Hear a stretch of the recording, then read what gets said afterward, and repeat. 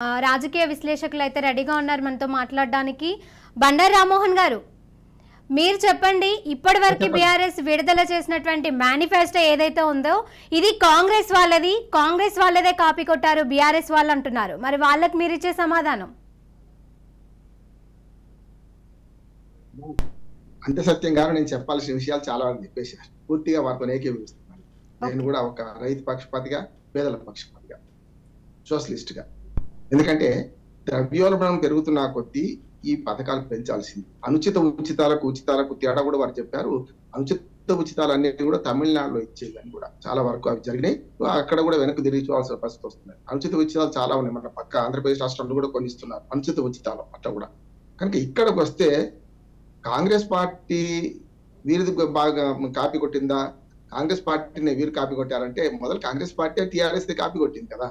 మనం చూసాం కదా, 10,000 రూపాయలు రైతు బంధు ఎకరానికి రెండు విడతలకు 5,000 ఇస్తే 15 చేస్తామని వాళ్ళే అన్నారు కదా. కానీ 16 చేస్తామని చెప్పి ఒకేసారి 16 చేస్తామని కేసీఆర్ గారు లేదు. వచ్చేసారి 2024 మార్చి తర్వాతనే, ఈ బడ్జెట్ లో లేదు. బడ్జెట్ లో కేటాయించిన విషయాలు అబద్ధాలు చెప్పలే కేసీఆర్ గారు. 2024 మార్చి తర్వాత వచ్చే బడ్జెట్ లో, ఇప్పుడు రేపు డిసెంబర్ లో 12,000 ఇవ్వరు, 10,000 ఇస్తారు.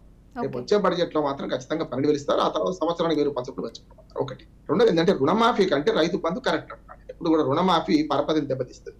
అట్లా కూడా దానికి కూడా వాదనలు ఉన్నాయి. ఉదాహరణకి ఏంటంటే కార్పొరేట్లకు 44 లక్షల కోట్ల రూపాయలు కేంద్ర ప్రభుత్వం రద్దు చేస్తే దాన్ని రైట్ ఆఫ్ ఎట్లా అంటారు, పేదలకు రుణమాఫీ చేస్తే, మన రైతులకు రుణమాఫీ చేస్తే మాఫీ ఎందుకు అంటున్నారు అనే వివాదం కూడా ఉన్నది. కానీ నేనేమంటున్నానంటే రైతు బంధు రుణమాఫీ కన్నా మంచి పథకము. రైతు బంధు రుణమాఫీ ఎందుకు వద్దంటున్నానంటే రుణమాఫీలో పరపతి పోతుంది. గతంలో చాలా మంది ఇప్పుడు అదే జరుగుతుంది. ఎంత రుణం తీసుకుందాం, రుణం తీసుకోని వాళ్ళు చాలా మంది ఉన్నారు. కానీ నేను ఒక రైతును, ఇప్పటి వరకు నాకు ఇంత రుణమాఫీ సరిగ్గా కడతా, నాకు నష్టమే కదా. గతంలో రాజశేఖర రెడ్డి గారు ఉన్నప్పుడు ఒక మంచి పని జరిగింది. రుణమాఫీ కన్నా ఎవరైతే సరిగ్గా కడతారో వాళ్ళకు 5% వడ్డీ రాయితీ, ఇతరత్ర రాయితీలు ఇచ్చేవాళ్ళు. అది సరైనది అంటున్నాడు. నిజంగానే సరైన విధంగా రైతులు రుణమాఫీ పోకుండా మన పరపతి నిలబెట్టుకొని కడతారో వాళ్ళకి రాయితీలు ఇవ్వాలి, ఎగబెట్టే వాడికి. కనుక అది సరైనది కాదు. కనుక రుణమాఫీ గతంలో 2 లక్షలు చేస్తామని కాంగ్రెస్ పార్టీ అంటే 1 లక్ష రూపాయలు మాత్రమే చేస్తారని 5 ఏళ్ళు ఆగి మొన్నటి వరకు చేయకపోయినా కూడా ఓపిక పట్టారు ప్రజలు. అందుకని ఇక్కడ ఉచిత హామీలు ఎవరు ఇచ్చినా కూడా ప్రజలు ఏది నమ్మాలో అది నమ్ముతున్నారు, ఎవరికి ఇవ్వాలి అది ఇస్తున్నారు. అందుకని మనకు ఆపద్ధర్మ పథకాలు ఎప్పుడు ఫెయిల్ అవుతాయి. ముఖ్యంగా చూడండి, మీరు ఎన్టీ రామారావు గారు 1982లో పార్టీ పెట్టినప్పుడు ₹2 కిలో బియ్యం ఇస్తా ఉన్నారు. అప్పటికి అధికారంలో ఉన్న కాంగ్రెస్ పార్టీ విజయభాస్కర్ రెడ్డి గారు ₹1 కిలో బియ్యం ఇచ్చి చూపించారు. కానీ వాళ్ళు ఏమనుకున్నారు, ఈ ₹1 కిలో బియ్యం ఆపద్ధర్మ పథకం ₹2 కిలో బియ్యం ఉంటుందని అటు గెలిపించారు. అంతేందుకు 2018లో కాంగ్రెస్ పార్టీ 2 లక్షల రుణమాఫీ చేస్తాను.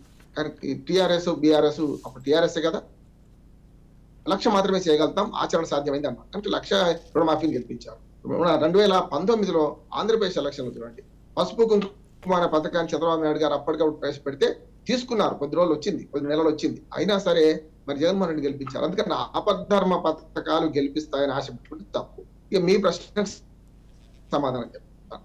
కాంగ్రెస్ పార్టీయే టీఆర్ఎస్ కాపీ కొట్టింది. ఉదాహరణ 4 ఉన్నాయి. ఒక్క మహిళలకు ఉచిత ప్రయాణం తప్ప మిగతావన్నీ కూడా రైతు బంధు కానీ ఇతరత్ర పెన్షన్ పెంచడం కానీ వేలం పాట రాజకీయాలు అయిపోయినాయి. 2 నుంచి 4 అన్నారు, ఈయన 3 అంటున్నారు. 5 చేస్తా, ఇప్పుడు 5 చేస్తా అంటున్నారు. ప్రతి సంవత్సరం 500 పెంచుకుంటూ 4 ఏళ్ల తర్వాత 5 అంటే సరిగ్గా 2029 నాటికి 5,000 చేరుతుంది పెన్షన్. కానీ ద్రవ్యోల్బణం పెరుగుతున్న సందర్భంలో పేదలకు ఇచ్చేవన్నీ వ్యర్థం కాదు. ఇవాళ తెలంగాణ రాష్ట్రంలో ప్రతిపక్షం చెప్పినా అధికార పక్షం చెప్పినా ఈ హామీలన్నీ ఆచరణ సాధ్యమైన ఇవ్వాల్సిన అవసరం ఉన్నదని పూర్తిగా భావిస్తున్నాం. నెంబర్ 1. రెండోది కూడా గతంలో విమర్శ ఉండేది. ఇదే కాంగ్రెస్ పార్టీ ఆనాడు ఉపాధి హామీ పథకం ప్రవేశపెట్టి చాలా మంది విమర్శించారు. నేను స్పష్టంగా చెప్పిన, గ్రామాల్లో డబ్బు ఆడితేనే, ఇప్పుడు మీరు చూడండి, డబ్బు బాగా ఉన్నవాడికి డబ్బు వస్తే వాడు ఖర్చు పెట్టాడు, రోజు ఖర్చు పెట్టేది తక్కువ, కానీ వాళ్ళ మీద ట్యాక్స్ వచ్చేది కూడా తక్కువే.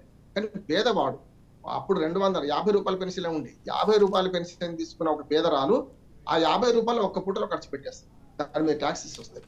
మీరు చూడండి, ఏది కొనుక్కునే ట్యాక్సెస్ వస్తాయి, ఆహార వస్తువుల నుంచి కొనుక్కోండి. అందుకని నేను అంటే పేదల చేతిలో డబ్బులు ఆడితే ఆ డబ్బులు మార్కెట్లోకి పోతే దాని ద్వారా మళ్ళీ గవర్నమెంట్కే ట్యాక్స్ వస్తుంది. ఒకటి. రెండోది ఏంటంటే, మీకు ఎందుకు పేదలు అంటున్నానంటే వ్యవసాయ కార్మికులు కానీ వ్యవసాయం బాగుంటే అన్ని బాగుండాలంటే, నేను కొంచెం కంప్యూటర్లో వీక్, మనకు ఐటీ ఉత్పత్తులు అంటారు. ఐటీ ఉత్పత్తులో మనకు వస్తువు కనపడదు, కాగితాల మీద ఉంటుంది, లేకుంటే కంప్యూటర్లో ఉంటుంది. కానీ ఇక్కడ వ్యవసాయ ఉత్పత్తులు మన కళ్ళకు కనపడుతుంటాయి కదా, ఇవి వాడుకుంటుంటాం కదా మనం.